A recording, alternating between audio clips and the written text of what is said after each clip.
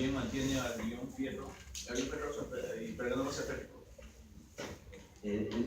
Justo acá el autor menciona una cosa que es interesante. A ver, un poquito nuevamente, reubiquemos. Aminoácidos. Los aminoácidos tienen diferentes formas de enlazarse. Habíamos dicho, los enlaces efectivos se mantienen en la estructura primaria. Y la estructura secundaria estaba por muchos tipos de conexiones, enlaces disulfuro, puentes de hidrógeno, enlaces de fuerzas de Van der Waals, y varias de esas que finalmente mantienen unidas a la molécula. Cuando yo tengo una molécula que se origina como consecuencia del proceso de la oxidación, en este caso del oxígeno, y el oxígeno ha generado especies reactivas que normalmente lo genera, en esas circunstancias, las especies reactivas de oxígeno, que son básicamente el ion superóxido y además de eso el peróxido de hidrógeno, y también junto con eso el hidroxilo, que son los radicales libres más reconocidos, estos de aquí van a interactuar con la molécula. ¿Con qué moléculas? Con todas las que existen en ese momento, ¿no? La membrana del eritrocito, ¿de qué está formado? De doble capa de lípidos, fósforo y ácidos grasos. Ácidos grasos, muchas de ellas son ácidos grasos poliinsaturados. Y en este caso, la especie reactiva de oxígeno, lo que hacen es destruyen los enlaces dobles. Y eso va a generar un problema grande dentro de la estructura de la membrana. Pero en las proteínas, ¿qué es lo que hacen? Van a capturar en este caso, hidrogeniones y van a desestabilizar a la molécula. Eso no está ocurriendo con una molécula, está generando con miles y miles de moléculas. Entonces, allí ya viene el otro factor. ¿La hemoglobina puede estar involucrada en ese proceso? Claro que sí. ¿También puede alterar la estructura del EM de la hemoglobina? Claro que sí.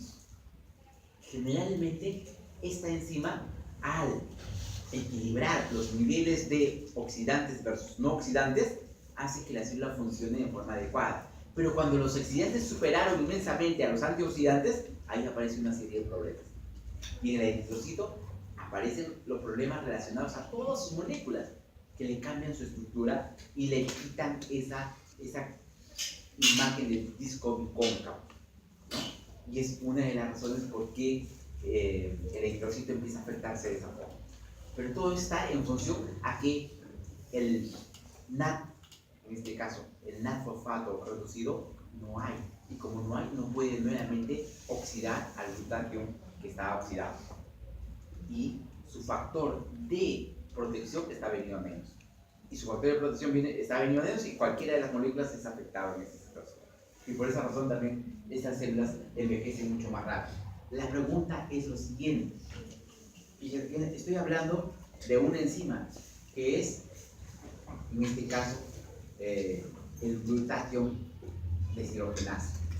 Esto es una enzima que normalmente está, claro que sí está normalmente cumpliendo funciones. Me remito a lo siguiente, observen a lo siguiente. Glucosa a glucosa 6-fosfato. Estamos en el eritrocito. Glucosa a glucosa 6. ¿Quién está ahí interviniendo? La exoquinasa. ¿Están de acuerdo? La exoquinasa es una proteína. ¿Dónde está codificado? ¿Dónde está codificado la exoquinasa? ¿Dónde? En el ADN está codificado la exoquinasa. ¿Correcto?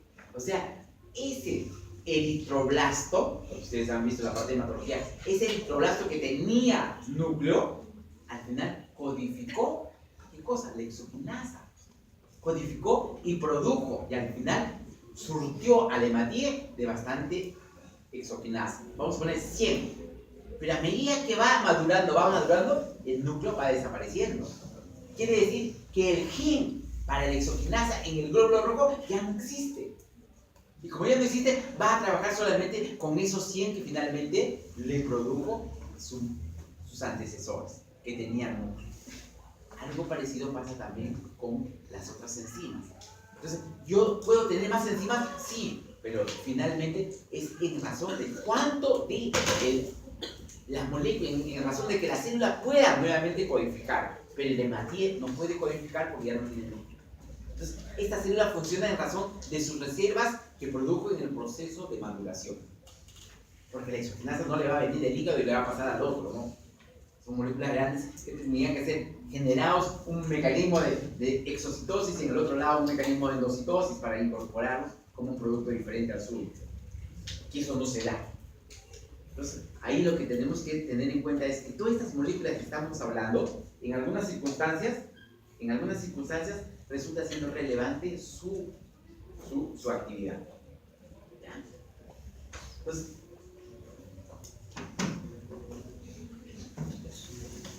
vayamos a esta parte de aquí, que lo vamos a hacer bastante llevadero para que ustedes en el lapso de 50 minutos grafiquemos todo lo que quiere decir esto.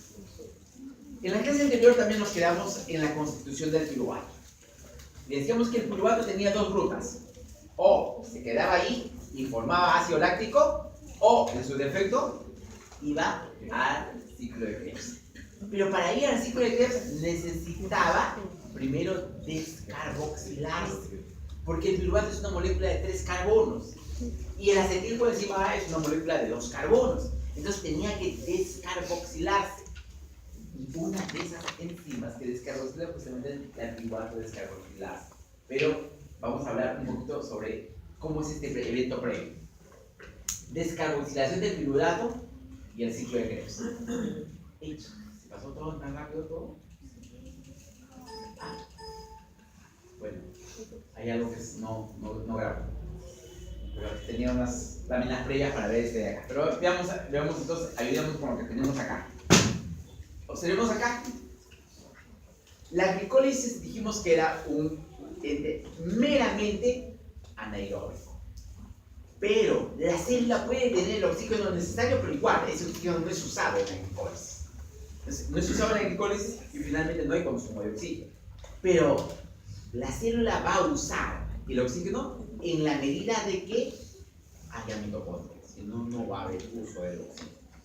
Entonces, si nosotros observamos aquí, digo, estamos en el estadio 1 para la producción y formación de la acetilcoenzima A.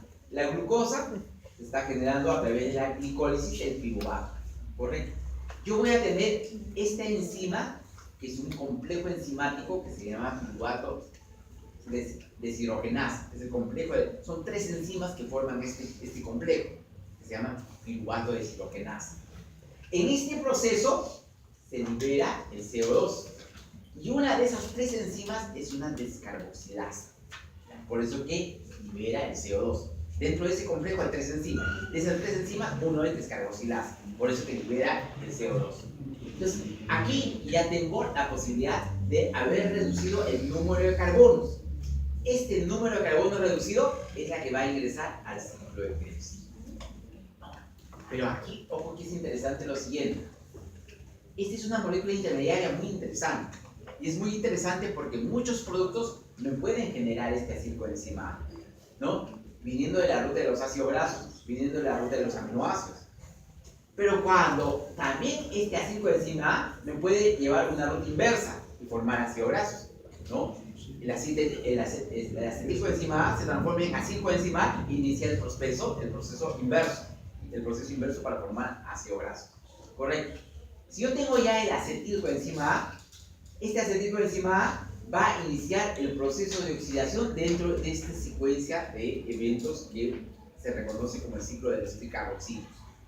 No es que todos sean de 3 carbonos, porque ahí vamos a ver que hay moléculas que tienen más de 3 carbonos, pero se le reconoce como el ciclo de dentro de los tricarboxilos, o también se le reconoce como el ciclo del ácido cítrico. ¿Ya? Entonces, son los sinónimos que nos ayudan a identificar el ciclo de Krebs. En este primer paso, hay oxidación de grasa, glucosa y aminoácidos para la formación del acetilcoenzima. En el siguiente paso, acá se va a incorporar al ciclo de Krebs para generar moléculas reductoras. Y también se va a formar un equivalente al ATP, pero se genera como GTP. Es el equivalente al ATP. Además de eso, en esta fase de la respiración celular, se generan los llamados equivalentes reductores. Voy a tener los NAD que se han reducido, los FAT que se han reducido. Estos NAD que se han reducido, ¿dónde? Se han reducido dentro de la mitocondria. Porque vamos a ver que también hay otro NAT que se redujo, ¿dónde? En el citoplasma, en el citosol, en la vía de ¿qué? De la glicólisis. Y es un componente diferente, que se reduzca dentro de la mitocondria a que se reduzca afuera. Hay diferencia, porque los que se han reducido dentro van a tener equivalentes de ATP diferentes a los que se redujeron fuera. Y luego vamos a ver por qué razones hay esa diferencia. Entonces aquí lo que yo estoy observando es que los electrones transportados por este NADPAD van a ser transferidos a la cadena respiratoria, donde aquí el oxígeno va a ser el último molécula aceptora de electrones, ¿no? Y con la consiguiente formación de agua y la formación de moléculas de ATP. Muy bien, toda esta es la secuencia, pero esa secuencia es la que vamos a empezar a desmenuzar cómo va ocurriendo en el proceso. Para eso es importante recordar la estructura de la mitocondria. Habíamos hablado que la mitocondria, cuando hicimos nuestra clase inaugural, decíamos, la mitocondria, por todos los estudios que se ha hecho, se observa que era una bacteria. Una bacteria que se introdujo dentro de una célula y dentro de la célula se especializó. ¿Y en qué se especializó? En producir ATP. Y se valía de la célula para abastecerse de sus propias necesidades. Entonces se volvió, como muchos, en una especie de parte de la estructura que va a apoyar, pero se va a suministrar de esa zona donde se está apoyando. Es una especie de simbiosis, ¿no? Yo te ofrezco lo que puedo hacer, pero tú suministrame de todo lo demás. Y así es como aparecen evolutivamente las mitocondrias dentro de las células. Muy bien, entonces esta célula va a tener algunas características que son interesantes. Esas características interesantes, primero nos hace recordar que hay doble membrana, una membrana interna y una membrana externa. Y entre ambas membranas hay un espacio. Pero además de la membrana interna, hay una estructura que le llaman matriz.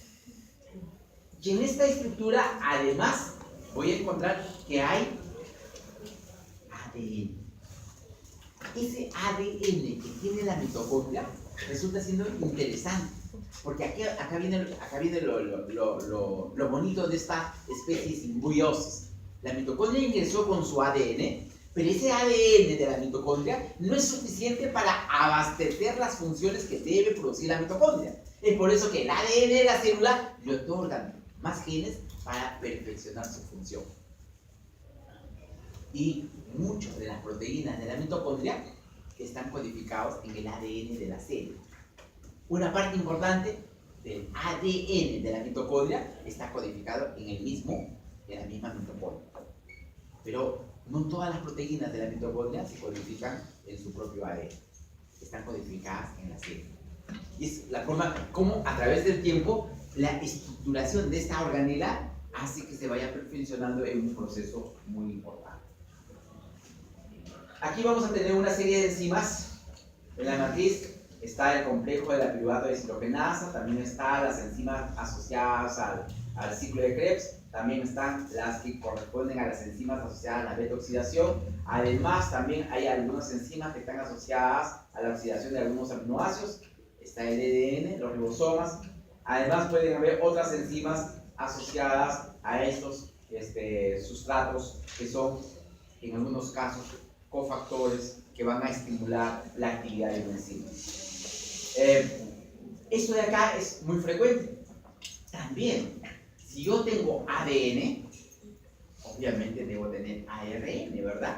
Porque de lo contrario, ¿cómo se copia la información del ADN? ¿No? Porque no se olviden que cuando una célula se multiplica, la mitocondria también se multiplica. Entonces, la mitocondria tiene su propia estructuración para multiplicar su ADN. Entonces, esto resulta siendo importante para muchos otros procesos adicionales.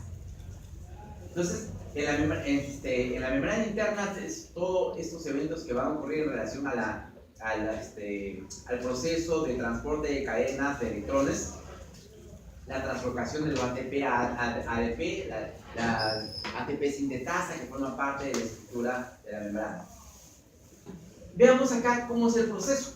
Yo tengo el piruvato y el piruvato, ¿qué me dice? Es una molécula de 3 carbonos. Esta molécula de 3 carbonos tiene un grupo cetónico. Pero además habíamos mencionado que esta molécula, al tener un enlace doble, tenía la connotación de el prefijo, sufijo eno para identificar a la molécula. Pero aquí es lo que vamos a ver, que efectivamente hay una molécula que es asociación de tres moléculas diferentes, que es el complejo de la piruvato deshidrogenasa. A eso se le llama complejo de la piruvato deshidrogenasa. ¿Qué es lo que va a hacer este complejo de la piruvato deshidrogenasa? Es primero descarboxilar, quitarle un carbono y formar un elemento reductor. ¿Ya? Y ya con eso yo tengo lo que se llama la acetilcoenzima A. Esto de acá está ocurriendo con energía libre negativa. O sea, es un proceso exorgónico donde no necesito energía, sino el proceso fluye espontáneamente. ¿Cierto? Entonces, este complejo multienzimático, que está formado por 3 enzimas y 5 coenzimas diferentes, estas 5 coenzimas diferentes es las que van a permitir que esta enzima funcione. Funciona esta enzima. Muy bien. Ahí acá observamos y vemos cuáles son sus coenzimas. Yo tengo acá la enzima, la primera enzima, que se llama piruvato deshidrogenasa, pero que tiene una actividad de descarboxilación. ¿Ya? Tengo la otra enzima que forma parte del complejo, que entre las tres van a generar la acción de pasar de piruvato a acetilcoenzima A. Y ustedes observan acá cuáles son los diferentes elementos asociados a ¿qué? A las coenzimas. Acá tengo el pirofosfato de tiamina, el lipoato, la coenzima A, el FAT, el NAT, que es el nicotinamina dinucleótido, el nicotinamina. Todos esos de acá son coenzimas. Coenzimas que nos permiten a nosotros tener posibilidad de que esto funcione. Sin presencia de esto, esto no funciona. Ya tenemos esa característica inicial. Tengo el pirofosfato de tiamina. Estos son las llamadas coenzimas, la lipoamina, el NAT, el FAT, la coenzima A. Todos estos son las llamadas coenzimas del complejo de la piruvato deshidrogenasa. Aquí un detalle que es importante, doctores, es lo siguiente. Estos complejos que estamos viendo también lo vamos a ver en otro complejo de enzimas, donde también utiliza estas mismas coenzimas para tener actividad. Y ahora vamos a ver algunas de los casos asociados a estos procesos en relación a determinada patología. Hay una enfermedad, doctores, aquí que es